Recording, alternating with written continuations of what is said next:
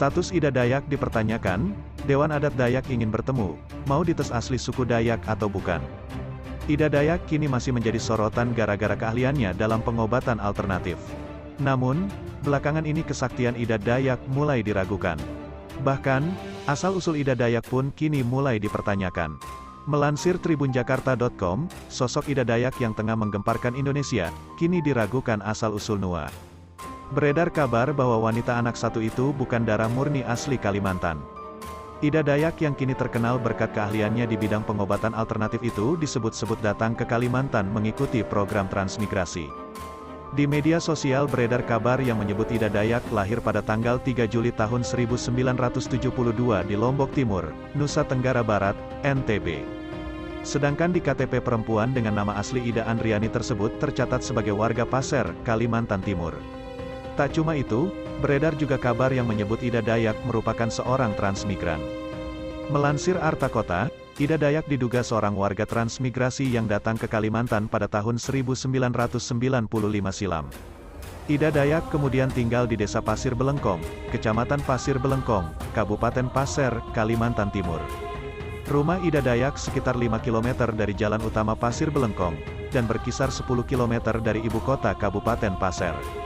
Memang rumah Ida Dayak di Desa Pasir Belengkong, tak jauh dari perkebunan sawit milik warga sekitar. Rumah Ida Dayak adalah rumah transmigrasi pada umumnya, terbuat dari kayu, berkelir cat hijau. Ida Dayak kemudian tinggal di Desa Pasir Belengkong, Kecamatan Pasir Belengkong, Kabupaten Pasir, Kalimantan Timur. Rumah Ida Dayak sekitar 5 km dari jalan utama Pasir Belengkong, dan berkisar 10 km dari ibu kota Kabupaten Pasir. Memang rumah Ida Dayak di Desa Pasir Belengkong, tak jauh dari perkebunan sawit milik warga sekitar. Rumah Ida Dayak adalah rumah transmigrasi pada umumnya, terbuat dari kayu, berkelir cat hijau. Dilansir dari tribunnews.bogor.com, pengobatan alternatif yang dilakukan Ida Dayak kini mulai dipertanyakan oleh sebagian orang. Hal itu setelah ada pasien Ida Dayak yang mengaku tangannya masih bengkok setelah diobati Ida Dayak. Selain keilmuannya dalam memberikan pengobatan alternatif, ada juga yang meragukan kedayakan Ida Dayak. Hal itu juga diamini oleh Sekretaris Umum Dewan Adat Dayak Jakarta, Lawadi.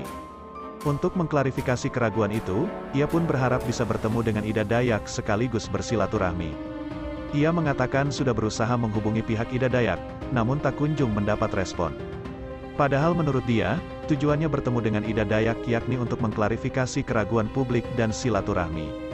Apalagi pihaknya juga berterima kasih kepada Ida Dayak telah mengenalkan kearifan lokal adat Dayak.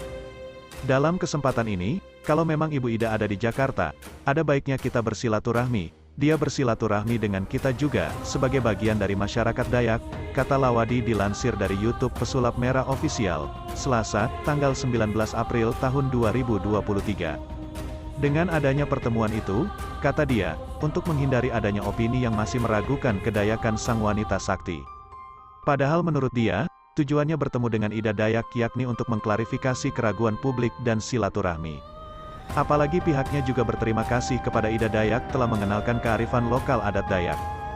Dalam kesempatan ini, kalau memang Ibu Ida ada di Jakarta, ada baiknya kita bersilaturahmi, dia bersilaturahmi dengan kita juga, sebagai bagian dari masyarakat Dayak, kata Lawadi dilansir dari YouTube Pesulap Merah Official, Selasa, tanggal 19 April tahun 2023.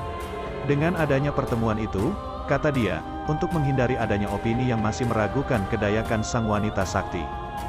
Jangan sampai menimbulkan opini dia ini masih diragukan bahwa asal menyebut atau mengaku orang Dayak saja, ujarnya. Ia pun menilai hal wajar jika Ida Dayak mencari nafkah atau berprofesi sebagai ahli pengobatan alternatif. Karena namanya mencari nafkah itu hal yang wajar siapa saja melakukan, cuma orang Dayak itu jarang yang obral-obral seperti itu, jelas dia.